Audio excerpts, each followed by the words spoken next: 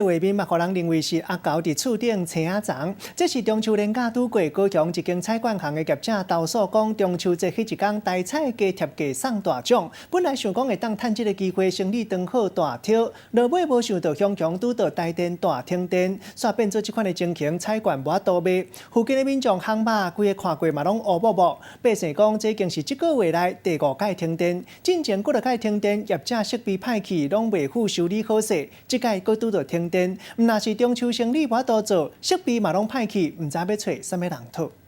对，就遮拢到来嘛，阮就开始赶紧收啊。监视器画面本来是下暗6点外，雄雄就跳到9点外，头家娘足无奈的，因为一个月来停电停几落届，含中秋节迄天嘛有停3点钟，害因的生意受到影响。有诶来讲，做生意做干那电话无要转啦。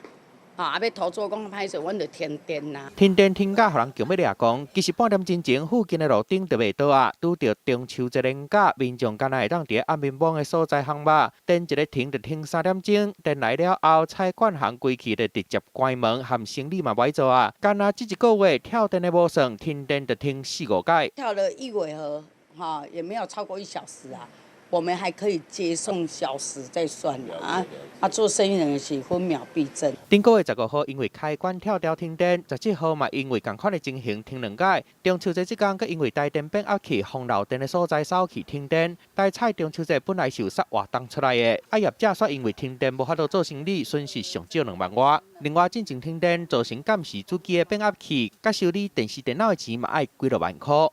阮的笔啊，阮的电脑啊，阮电脑嘛歹。有关的部分我们已经派人去修复了哈，变压器也已经更换新的，所以这个部分呢，我们尽力来做一个改善。台电强调已经尽全力咧改善啊，不过中秋节台菜杀活动出来，菜馆行本来想要趁机会加趁挂，想袂到拄着停电，生意无法度做，修理设备的钱嘛有可能爱家己出，互业者算讲实在是有够衰的。记者综合报道。